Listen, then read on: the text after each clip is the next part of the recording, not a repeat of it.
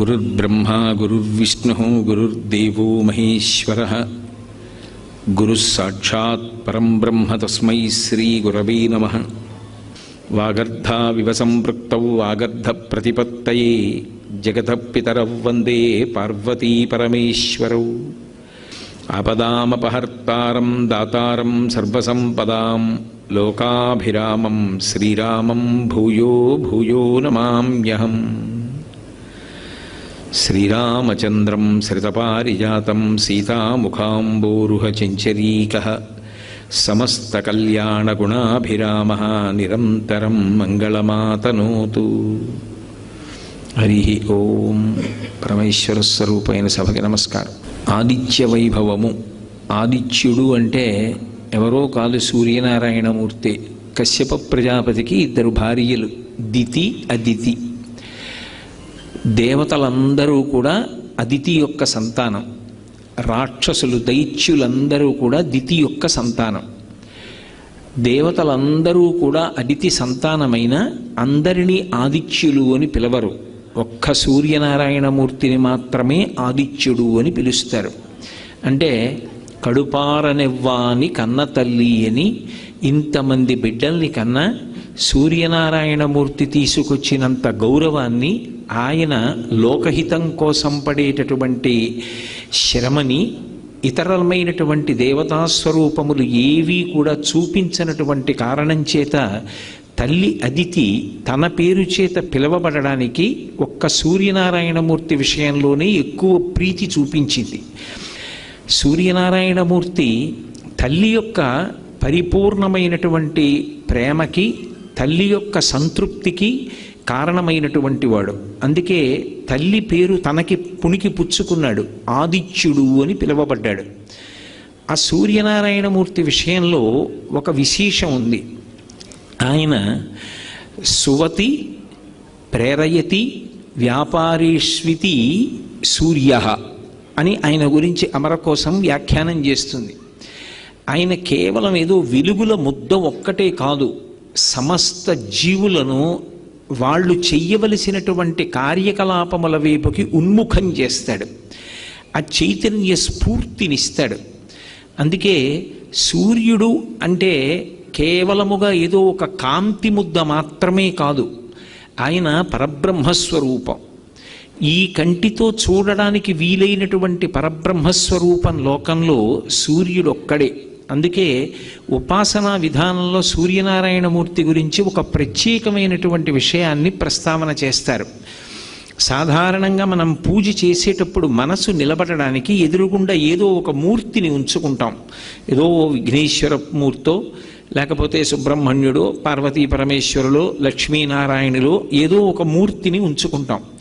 కానీ నేను ఏదో ఒక ఊరు వెళ్ళాను అనుకోండి, నాతో ఒక భగవన్మూర్తిని, ఒక పటాన్నో దేన్నో తీసుకెళ్ళడం మర్చిపోయాను. అప్పుడు నేను పూజ చెయ్యాలి అంటే ఎలా పూజ చెయ్యాలి అని అడిగితే ఉపాసనా విధానంలో ఒక విశేషాన్ని చెప్పారు. సూర్యనారాయణమూర్తి వంక చూస్తూ పూజ చేస్తే చాలు, ఏ మూర్తి అక్కర్లేదు, ఏ మూర్తి దగ్గర ఉండవలసినటువంటి అవసరం లేదు. సూర్యుడు ప్రత్యక్షమైనటువంటి భగవత్ స్వరూపం, పరబ్రహ్మస్వరూపం. అటువంటి పరబ్రహ్మస్వరూపమైనటువంటి సూర్యనారాయణమూర్తి కన్నుల ముందు ప్రకాశిస్తూ దర్శనమిస్తూ ఉండగా ఏ మూర్తి యొక్క అవసరం లేకుండా, అంటే నా ఉద్దేశ్యం ఇంటి వద్ద ఉన్నప్పుడు అని కాదు, ఏదైనా ఊరు వెళ్ళినప్పుడు దగ్గర భగవన్మూర్తి లేనప్పుడు పూజ చెయ్యవలసి వస్తే సూర్యుణ్ణి దృష్టిలో పెట్టుకుని పూజ చేసేయచ్చు. ఆ పూజ పరిపూర్ణమైపోతుంది. అంత గొప్ప శక్తి ఒక్క సూర్యోపాసన విషయంలో సూర్యనారాయణమూర్తి యొక్క దర్శనం చేత సూర్య ఆరాధనగా, మూర్తి లేకుండా ఆరాధనని శాస్త్రం అంగీకరించింది. ఎవ్వడు సృజించు ప్రాణుల ఎవ్వడు రక్షించు త్రుంచు ఎవ్వడనంతుండెవ్వడు విభుడెవ్వడు వాడి విధమున మనుచు బినుచు హేలారతుడై అంటారు పోతన గారి భాగవతంలో. ఈ సమస్త సృష్టిని ఎవరు చేస్తున్నాడో, ఈ చేసినటువంటి సృష్టినంతటినీ కూడా ఎవరు నిలబెడుతున్నాడో, ఈ సృష్టినంతటినీ మళ్ళీ హేళగా ఎవరు లయం చేస్తున్నారో ఆయనే పరబ్రహ్మం. ఆయనే ఒకనాడు సృష్టికర్త బ్రహ్మగా కనపడతాడు. ఆయనే ఒకనాడు స్థితికర్త శ్రీ మహావిష్ణువుగా కనపడతాడు. ఆయనే ప్రళయకర్త అయినటువంటి మహేశ్వరుడిగా కనపడతాడు. కానీ సూర్యనారాయణమూర్తి దగ్గరికి వచ్చేటప్పటికి ఒక విశేషం ఉంది. పరబ్రహ్మస్వరూపం అనుభవంలోకి వస్తుంది తప్ప పరబ్రహ్మముగా ముగ్గురు మూర్తుల యొక్క కలయిక స్వరూపంగా కరచరణాదులు లేకుండా ఈ మాంస చక్షువుతో దర్శనం చేయడానికి వీలైనటువంటి వెలుగుల ముద్దయినటువంటి పరబ్రహ్మస్వరూపం ఏది అంటే ఒక్క సూర్యనారాయణమూర్తి. మిగిలిన వాళ్ళెవరినైనా సరే కరచరణాదులతో కూడినటువంటి మూర్తిని మనం ఒక విగ్రహంగా ఉపాసన చేస్తాం. ఒక్కొక్కసారి ఆయన అనుగ్రహిస్తే ఏ రూపంలో మనం ఆరాధన చేశామో ఆ రూపంలో దర్శనాన్ని ఇస్తూ ఉంటాడు. వేదాహమేతం పురుషం మహాంతం ఆదిత్యవర్ణం తమసస్తు పారే సర్వాణి రూపాణి విచిత్య ధీర నామాని కృత్వాభివదన్ యదాస్తే అంటారు. ఎవరెవరు ఏ రూపంలో చూడాలని కోరుకున్నారో వాళ్ళకి ఆ రూపంలో అనుగ్రహిస్తాడు. పరిత్రాణాయ సాధూనాం వినాశాయ చ దుష్కృతాం ధర్మ సంస్థాపనార్థాయ సంభవామి యుగే యుగే. పరమ భాగవతోత్తములైనటువంటి వారు అంతటా నిండిపోయినటువంటి ఆ పరబ్రహ్మాన్ని ఒక రూపంతో చూడాలి అని కోరుకున్నప్పుడు ఘనీభవించినటువంటి నీతి ముద్దల ఒక రూపాన్ని తీసుకుని ఆ రూపంతో దర్శనాన్ని ఇస్తాడు. నిజానికి అలా రూపంతో ఆయన పరిమితం అయిపోయాడు అన్నది సిద్ధాంతం కాదు. అలా కరచరణాదులతో ఒక రూపంలో దర్శనమివ్వగలడు తప్ప పరబ్రహ్మస్వరూపంగా ఆయన ఉనికి అనుభవమునకు అందుతుంది. అద్వైతానుభూతిగా అనుభవంలో అందుతుంది ఆ పరబ్రహ్మం. కానీ అటువంటి పరబ్రహ్మమైనటువంటి స్వామి మన కంటికి ఒక వెలుగుల ముద్దగా కరచరణాదులు లేకుండా, అంటే కాళ్ళు చేతులతో ఉన్నటువంటి మూర్తిగా కాకుండా దర్శనమివ్వాలి అంటే అది కేవలము ఒక్క సూర్యనారాయణ మూర్తిగానే దర్శనమిస్తాడు. మిగిలినప్పుడు ఒక మూర్తిగా భావన చేస్తే సృష్టి చేసినప్పుడు చతుర్ముఖ బ్రహ్మ అంటారు. ఆయనే లోకములను రక్షణ చేసినప్పుడు శ్రీ మహావిష్ణు స్వరూపము అంటారు. జ్ఞానాన్ని ఇచ్చి అజ్ఞానాన్ని లయం చేసేస్తే పరమ కారుణ్యము కలిగినటువంటి పరమశివస్వరూపంగా మహేశ్వరుడిగా కీర్తిస్తారు. కానీ ఈ ముగ్గురు మూర్తులు కూడా ఒక్క సూర్యనారాయణమూర్తి యొక్క తేజస్సు మారడంలో మనకి అనుభవంలో దర్శనమిస్తాడు. ఎలా అంటే ఆయన ఉదయేతు బ్రహ్మణో రూప, ఉదయకాలంలో ఉండేటటువంటి సూర్యనారాయణమూర్తి యొక్క బింబం ఏదుందో ఆ బింబాన్ని బ్రహ్మగారిగా సృష్టి చేసేటటువంటి చతుర్ముఖ బ్రహ్మ యొక్క కాంతిగా అందరూ కూడా భావన చేస్తారు. ఎందుకని అంటే బ్రహ్మగారి యొక్క ఇల్లాలు బ్రాహ్మి. బ్రాహ్మి అంటే సరస్వతీదేవి. సరస్వతీదేవి యొక్క కటాక్షము కలుగుట అన్న మాటకు అర్థం ఏమిటంటే తెలియని విషయము తెలియుట దగ్గర ప్రారంభమై వివేకమునందు పరిసమాప్తమగుట. విషయాన్ని తెలుసుకుంటూ వెళుతున్నాను అనుకోండి, ఏదో ఒక విషయం గురించి బాగా ఆలోచించాను, ఇప్పుడు నాకు అర్థమైంది అంటాను. ఇలా తెలుసుకుంటూ వెళ్ళేటటువంటి ప్రక్రియ సరస్వతీ కటాక్షం.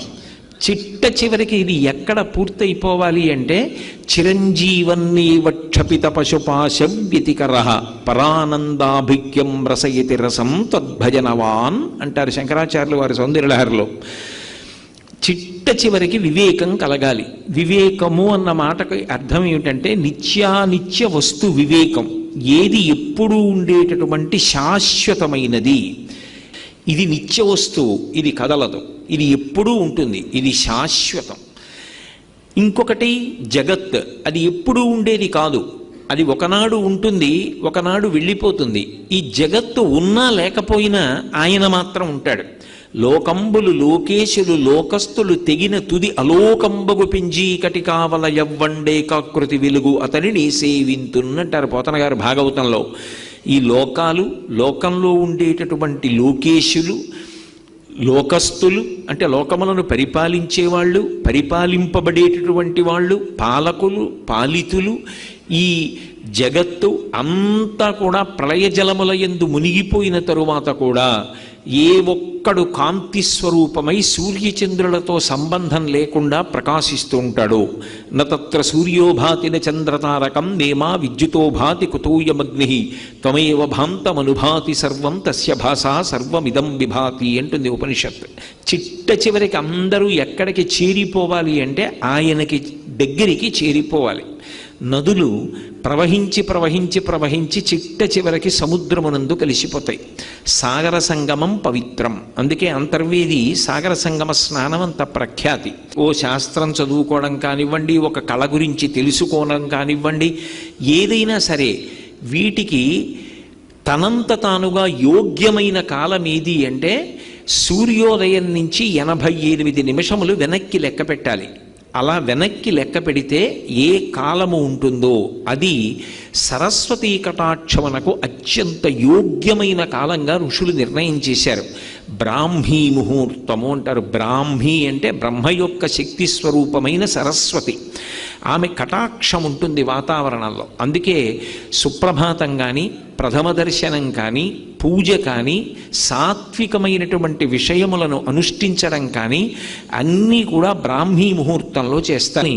తెల్లవారుజామున లేచి కూర్చుని చదువుకో అంటారు. ఎందుకని అంటే ఆ తెల్లవారుజామున చేసేటటువంటి ప్రయత్నంలో మనకి ఆ సూర్యుని యొక్క శక్తి బ్రహ్మగారి యొక్క శక్తిగా, బ్రహ్మగారి అనుగ్రహంగా, బ్రహ్మ ఒకటి సరస్వతి ఒకటి కాదు, బ్రహ్మ బ్రాహ్మి వాళ్ళిద్దరూ కలిసే ఉంటారు. ఆ అనుగ్రహము ఆ కాలమునందు పరిఢవిల్లి ఉంటుంది. అందుకే ఉదయకాలమునందు సూర్యబింబాన్ని ఏ రూపంగా చూస్తారు అంటే బ్రహ్మస్వరూపంగా, సృష్టికర్త స్వరూపంగా చూస్తారు. అదే మధ్యాహ్నేతు మహేశ్వర. మధ్యాహ్న కాలం అయిందనుకోండి, ఆయనని మహేశ్వర స్వరూపంగా చూస్తారు. మధ్యాహ్నం మహేశ్వర స్వరూపము అన్న మాటకు అర్థం ఏమిటంటే ఆయన విశేషమైనటువంటి కాంతితో ఉంటాడు. అది ఎవరు భరించగలిగినటువంటి తేజస్సు కాదు. అంత తేజస్సు కలిగినటువంటి పరమాత్మ ఆయన అలా ప్రకాశిస్తుండగా ఇక ఎక్కడ చీకటి అన్నది ఉండడానికి వీల్లేదు. అంటే తమోగుణాన్ని, అజ్ఞానాన్ని పోగొట్టగలిగినటువంటి శివస్వరూపమై ప్రకాశిస్తూ ఉంటాడు. జ్ఞానదాత మహేశ్వర. అదే సూర్యబింబం సాయంకాలం ఉపాసన చేస్తున్నారనుకోండి, సాయంకాలే స్వయం విష్ణు. సాయంకాలం ఉండేటటువంటి సూర్యబింబం సాక్షాత్ విష్ణు స్వరూపంగా కీర్తింపబడుతుంది. ఇప్పుడు ఆయనే ఉదయకాలంలో బ్రహ్మ. అందుకే సూర్యుడికి ఉండేటటువంటి పేర్లు కూడా చాలా చమత్కారంగా ఉంటాయి. ఆయనకి మిహిర అని ఒక పేరు.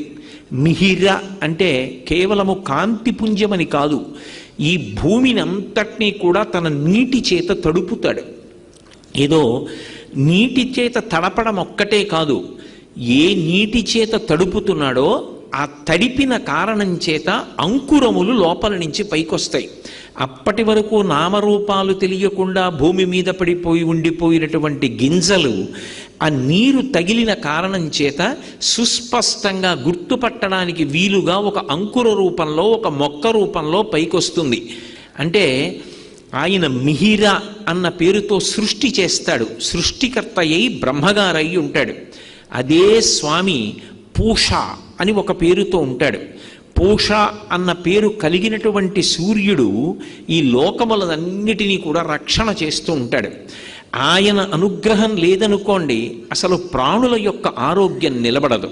అందుకే ఆరోగ్యం భాస్కరాది చేత్ అని పేరు. ఆరోగ్యమునకు కారణం ఎవరు అంటే ఒక్క సూర్యబింబమే. ఆయన నుంచి వచ్చేటటువంటి వెలుతురు వలన, ఆ కాంతి కిరణముల వలన ఆరోగ్యం నిలబడుతుంది. ఇప్పుడు ఆధునిక కాలంలో వైద్యులు, శాస్త్రవేత్తలు కూడా అంగీకరిస్తున్నారు. సూర్య భగవానుడి యొక్క కిరణములలో ఉండేటటువంటి విటమిన్ డి వలన ఎముకలకు పుష్టి కలుగుతుంది, శరీరం పెరుగుతుంది అని అంగీకరిస్తున్నారు. కాబట్టి ఆయన లోకములకంతటికీ కూడా పోషకుడై రక్షణ కల్పిస్తాడు. సూర్యకిరణములు తగలని చోట ఒక మొక్క ఉంచారనుకోండి, ఆ మొక్క వడిలిపోతుంది, మాడిపోతుంది, ఆ మొక్క పెరగదు. సూర్యకిరణములలో ఉన్నటువంటి శక్తిని తీసుకుని చెట్లు తమ ఆకులలో పత్రహరితాన్ని తయారు చేసుకుంటాయి. ఆ పత్రహరితమును ఆహారంగా ఉంచుకుని చెట్లు వృద్ధిలోకి వస్తాయి. ఆ చెట్లు కాసినటువంటి కాయలు, వాటి పళ్ళు, ఆ ఆకులు, వాటి వేర్లు, వాటి కాండం, అవి మనకి ఆహారం. అది ఒక్క మనుష్యులకే కాదు, సమస్త ప్రాణికోటికి. ఆ విధంగా ఆయన లోకములనన్నిటినీ కూడా పోషిస్తున్నాడు, లోకములను రక్షిస్తున్నాడు. సూర్యకిరణముల చేత ఎన్నో సూక్ష్మాంగ జీవులు నశించిపోతుంటాయి. సూర్యకిరణముల చేత తప్తమైన పదార్థములు ఏ ఉంటాయో అవి చాలా కాలం నిలవ ఉంటాయి. దుర్గంధం రాకుండా నిలవ ఉండేటట్టుగా ఒక పదార్థాన్ని తయారు చెయ్యగలిగినటువంటి శక్తి సూర్యకిరణములకు ఉన్నది. ఆ ఒడియాలు పెట్టినప్పుడు ఆ తడితో, ఆ పిండితో కలిపి ఆ గుమ్మడి ముక్కల్ని, ముద్దగా ఉన్న వాటిని తీసుకెళ్ళి సూర్యకిరణములలో తప్తం చేస్తే అవి గట్టిపడి ఎండిపోయిన తర్వాత డబ్బాలో పెట్టి మూత పెట్టి నెలలు ఉంచినా సరే అవి ఏ విధమైనటువంటి దుర్గంధాన్ని పొందవు, అందులోంచి చెడు వాసన రాదు. సరికదా? ఎన్నాళ్ళైన తరువాత మీరు మళ్ళీ వాటిని వేయించుకుని తిన్నా అవి ఔషధీ విలువలను కలిగి ఉంటాయి. అలాగే మామిడికి సంస్కృతంలో ఒక విశేషమైన పేరు రసోవై సహ అంటారు. రసోవై సహ అంటే భగవంతుడు. రసాలము మామిడి చెట్టు, భగవంతుడి పేరు కలిగిన చెట్టు మామిడి చెట్టు. దాని ఆకులు శుభకార్యానికి చిహ్నం, దాని కాయలు, దాని పళ్ళు విశేషమైనటువంటి ఔషధీతత్వం. అటువంటి మామిడిని నిలవ ఉంచి 365 రోజులు ఇంట్లో ఉపయోగించాలి అంటే ఉరుగులు అని మా చిన్నతనంలో మామిడి ముక్కలు చేసి సూర్యతప్తం చేస్తారు, సూర్యకిరణములలో ఎండబెడతారు. ఆ ఎండిపోయిన మామిడి ముక్క సంవత్సరంలో మామిడికాయ దొరకనటువంటి సమయంలో వంటలో వాడుకుంటే మళ్ళీ మామిడికాయ తెచ్చి కోసి వంట చేసుకుని ఏదైనా ఒక పదార్థాన్ని తయారు చేసుకుంటే ఎటువంటి రుచిని అనుభవిస్తారో అదే రుచిని అనుభవించడానికి యోగ్యమైన స్థితిని సూర్యకిరణములు కల్పిస్తున్నాయి. కాబట్టి ఆయన కిరణముల యందు అంత శక్తి ఉంది. రోజు రోజుకి సూర్యకిరణములలో ఉండేటటువంటి శక్తిని గమనించి వాటి ద్వారా ఎంత విద్యుదుత్పత్తి చెయ్యవచ్చో కూడా ఇవాళ ఆధునికులు పరిశీలనం చేసి ఆయన అనుగ్రహం చేత ఇంట్లో దీపాల దగ్గర నుంచి ఎన్నో విద్యుత్ పరికరములను వినియోగం చేస్తున్నారు. అందుకే ఆయన స్థితికర్త, లోకములన్నిటినీ కూడా నిలబెడతాడు. నిలబెట్టేటటువంటి లక్షణం ఉన్నవాడు కాబట్టి ఆయనకి పూష అని పేరు. అలాగే ఆయనకి హంస అని ఒక పేరు. హంస అన్న పేరు ఆయనకి ఎందుకు వచ్చింది అంటే ఆయన చీకటిని తొలగతోస్తాడు. చీకటిని తొలగతొయ్యడము అంటే అజ్ఞానాన్ని పోగొడతాడు. సూర్యుడు ఉదయించాడనుకోండి, ఉత్తర క్షణంలో చీకటి అనేటటువంటిది ఉండడానికి వీల్లేదు. ఇంకా సూర్యోదయమైనది ఇక చీకటి ఉండదు. సూర్యోదయమైనది చీకటి పోయినది కాదు, అసలు సూర్యుడు వచ్చాడు చీకటి ఉండే అవకాశమే ఉండదు. చీకటిని పోగొట్టడం సూర్యుని యొక్క ప్రధానమైనటువంటి లక్షణం. అజ్ఞానాన్ని పోగొట్టడం, జ్ఞానం ఇవ్వడం శంకరుని యొక్క లక్షణం. జ్ఞానదాత మహేశ్వర అని. అందుకే హంస అన్న పేరు చేత జ్ఞానాన్ని ఇస్తాడు. లోకంలో ఆరోగ్యం కావాలి అంటే ఎవరైనా ఎవరిని ఉపాసన చెయ్యమని చెప్తారు అంటే సూర్యనారాయణమూర్తిని ఉపాసన చెయ్యండి అంటారు. ఇప్పటికీ పిల్లల దగ్గర నుంచి పెద్దల వరకు సూర్య నమస్కారాలు చేస్తారు. ఆ సూర్య నమస్కారాల్లో కేవలం 10 విధములైనటువంటి భంగిమలతో చేసే నమస్కారాలు ఉన్నాయి. అవి తేలికగా చెయ్యడానికి వీలుగా ఉంటాయి. ఆ సూర్య నమస్కారం చెయ్యడం కేవలము శరీరమునకు ఆరోగ్యం ఇవ్వడానికి ఒక్కదానికే కాదు, ఆ సమయంలో సూర్య బింబాన్ని ఉపాసన చేస్తారు మనసుతో. ఆ ఉపాసన చేసిన కారణం చేత దృష్టి నిలబెట్టడం కూడా అలవాటవుతుంది. దృష్టిని కేంద్రీకరించడం, ఒక విషయాన్ని పరిశీలిస్తున్నప్పుడు, ఒక విషయాన్ని చదువుతున్నప్పుడు, ఒక విషయాన్ని వ్రాస్తున్నప్పుడు దృష్టిని దాని మీదే కేంద్రీకరించగలిగినటువంటి శక్తి దేని వలన ఉత్పన్నమవుతుంది అంటే కేవలముగా ఆ సూర్య నమస్కారముల యందు శరీరము చేసేటటువంటి అనేక రకములైన వ్యాయామ ప్రక్రియ చేత ఆరోగ్యం పొందడమే కాకుండా మనసుని సూర్యబింబము యొక్క కదలికల మీద నిలబెట్టినటువంటి కారణం చేత కేంద్రీకరణ శక్తి కూడా పెరుగుతుంది. అంత గొప్పవి సూర్య నమస్కారాలు. కాబట్టి ఆయన జ్ఞానం ఇస్తాడు. హంస అని కీర్తింపబడతాడు.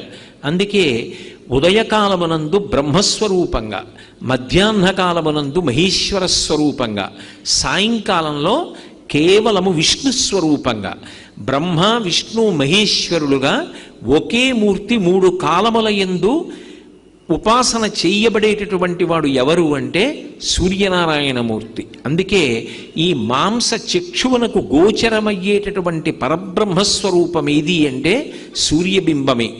సూర్యబింబం కర్మసాక్షి, సమస్తమైనటువంటి కర్మలకి కూడా ఆయన సాక్షిగా ఉంటాడు. మనం ఏం చేస్తున్నాము అనేటటువంటి ప్రతి పనిని పరమాత్మ స్వరూపంగా తెలుసుకుంటూ ఉంటాడు. ఒక దీపం ఉందనుకోండి, అది కేవలం కాంతినివ్వగలదు, కానీ సూర్యబింబంలోంచి వచ్చేటటువంటి కిరణములు అలా కేవలముగా కాంతినివ్వడం కాదు, దాని యందు ఒక విశేషమైనటువంటి శక్తి ఉంటుంది. ఆ శక్తిని ఋషులు గమనించారు.